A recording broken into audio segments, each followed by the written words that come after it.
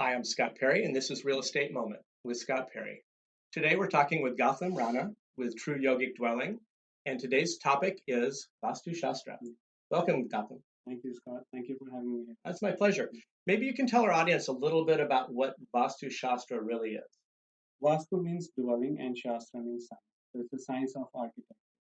Ancient science based to design your buildings, energy and elementally balanced buildings. Okay.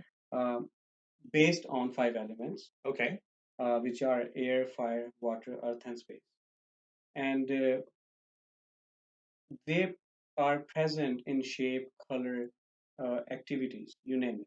Oh, really? Yeah. Okay. So, for example, fire is a red color. Okay. Fire is a copper in metal.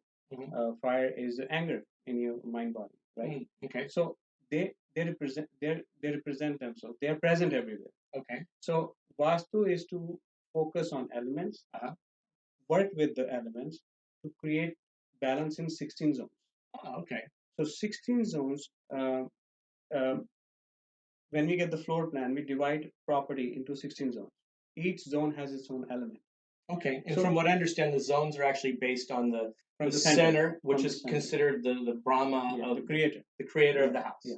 So it's all based. You have to find dead center of the house. Yeah. So that's a starting point. Okay. So from there you calculate the degree. You divide the 16 zones, and then you see which zone is in which part of the area, right? So that's the science part of it. Yes. Okay. So with the help of elements, we can cure or remedy any misplaced elements in the dwelling. Okay, so Vastu is something where you can actually adjust it or to move things around to balance the Vastu. Yes, we can use colors, we can use objects, we can use paintings, you name it. Oh, really? Okay, so I could hang a red-colored painting on a certain wall, and that would balance the energy out, or whatever. Red color, like I said, it's a fire element. Okay. It's not that you just copy paste things, right? You can't just place things. You have to study the floor plan. Is that even imbalanced? You only place elements in the areas if you want to create a balance there. If it's already balanced, then no need to make changes. Gotcha. But yes, it's based on 5 elements, 16 zones, just to create the balance and within the elements. Oh, okay, that's interesting. Yeah. So a lot of times when I'm having open houses or I'm showing people a house, I see them out with their phone and they're using their phone as a compass. And they'll be standing at the front door and they'll be saying, "Oh, this door faces south. We can't buy this house because of this." And at times it's a perfect house for them. It's a beautiful house, kitchen's beautiful, floor plan's fantastic, and this could be a disqualifier.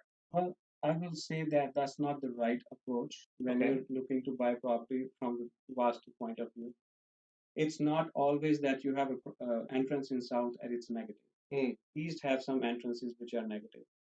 South, west, and there are all other areas. They have a good, entrances. There are 32 entrances. So there are some productive ones and some negative ones and some neutral ones. You should not just avoid property because it's just simply the door is facing south. Okay, well that's good to know. Another thing I hear often is T-Junction Roads. If they're on a corner or if they're in a T-Junction intersection, they're concerned about the property. They're concerned about the Vastu impact. Yeah.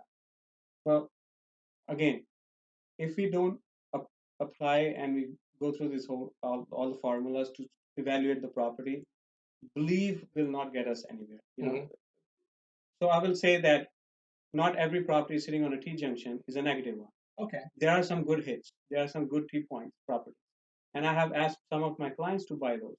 Right. But you can only suggest someone when you study your floor plans and the plot, where the location is located, the location of the property. So by I will say that all the properties sitting on a T-junction is not always negative. Okay, well that's good to know. That's good to know. It's good information. It's super. So, in general, from what I understand, Vastu is really balancing the energy, trying to create a positive energy within a living space, and it's taking in the elements, like you said, the fire, the earth, the air, and just creating a balance within the home. Yeah. And it's something that can be adjusted.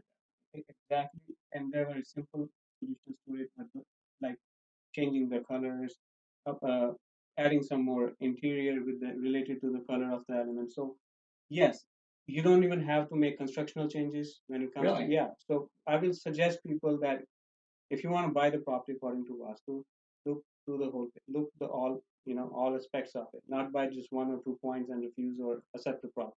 Okay. And if people want more information on a potential property they're looking for, they can talk to you about that, and you can give them some advice as well. Sure. Okay, great. So if any of you have any questions or would like us to talk about additional topics here with Vastu, please leave a comment below in the box. Otherwise, you can contact Gautam and check out his website at trueyogicdwelling.com. My name is Scott Perry. This has been Real Estate Moment with Scott Perry. Thank you.